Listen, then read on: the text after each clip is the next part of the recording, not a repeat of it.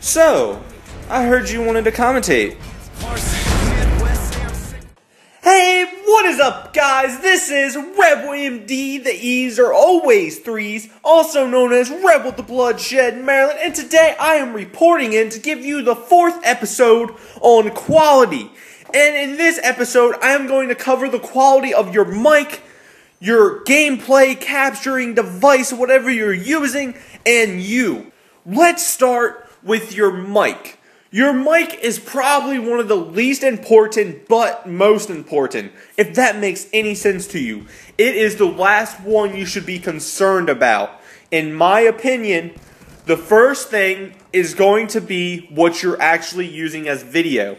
Unless you're doing podcast and you don't have any video. But if you have a video feed running, you have to make sure that that video is crisp and clear, just like your voice. That is also why a mic is very important, so you're not hearing these little pops.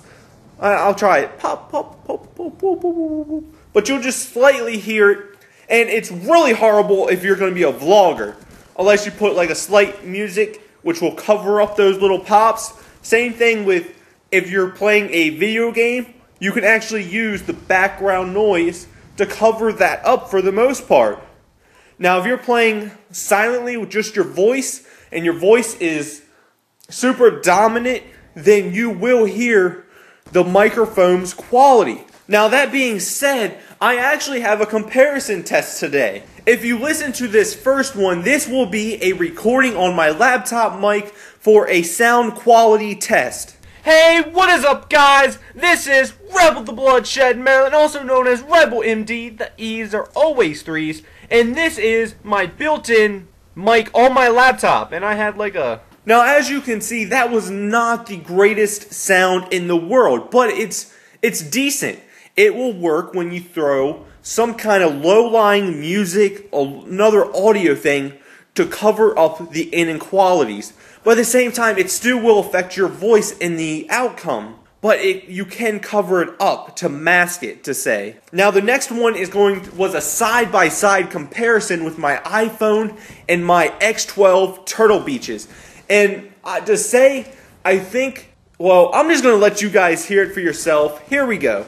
Hey, what is up, guys? I am Rebel MD, all the E's are threes, and today I am reporting in to give you this comparison, and this is my X12. Now, as you can see, even after getting the Turtle Beaches, which is a $60 buy, the Turtle Beaches just slightly, in my opinion, is better than my built-in mic, which is on a Toshiba satellite.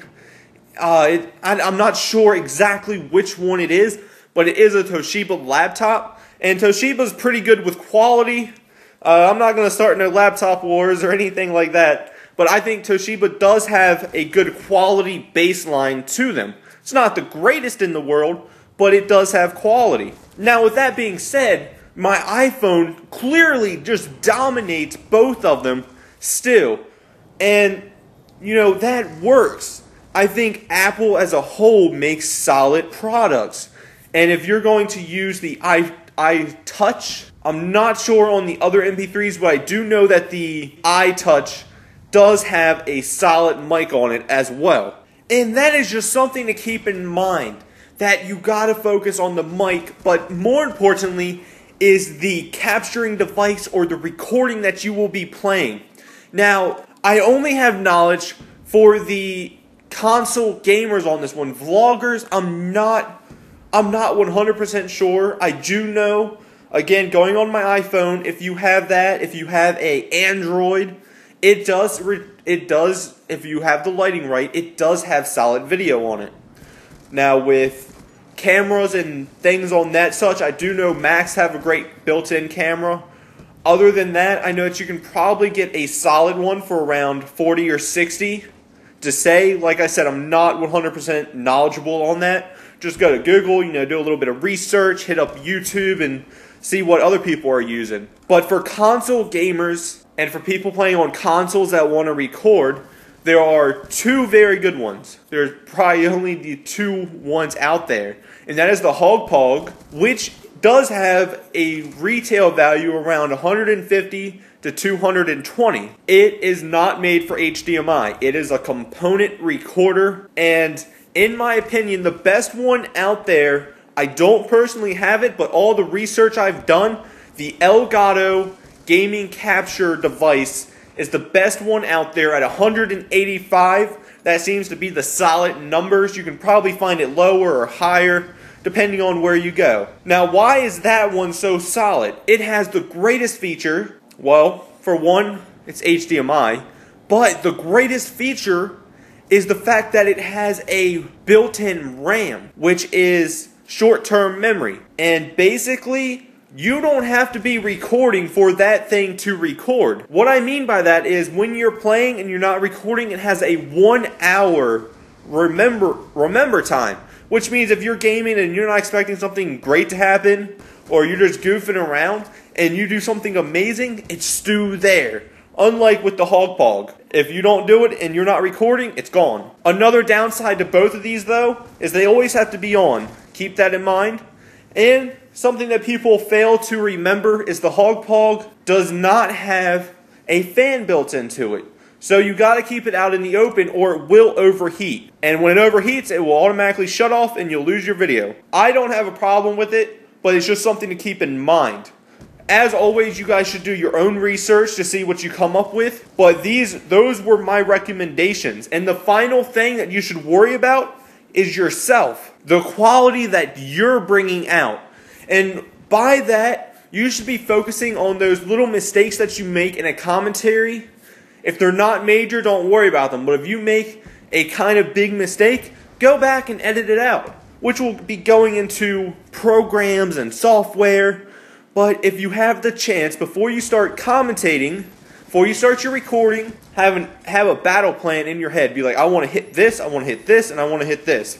And at any time during the commentary where you start to feel like you don't know what you're going to say next, you should automatically just pause it and just step back for a second. And for everyone out there that is a new commentator, here's a good tip. This is your time to experiment.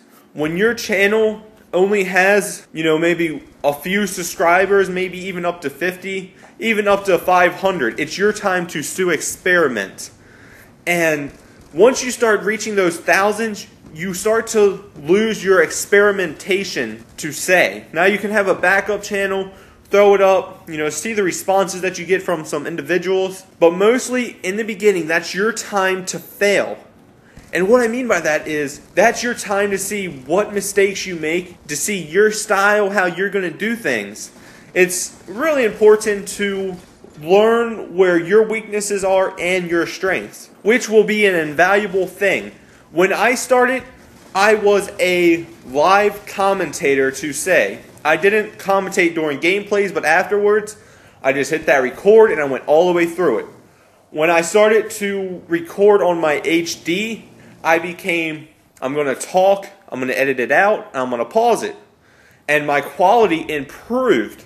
My weakness is the live commentaries because sometimes I just lose my train of thought completely. And that would be okay if I'm actually doing like a live stream or something and then I can just go on something else. But in a real commentary where you're commentating on a certain topic, it's not too great.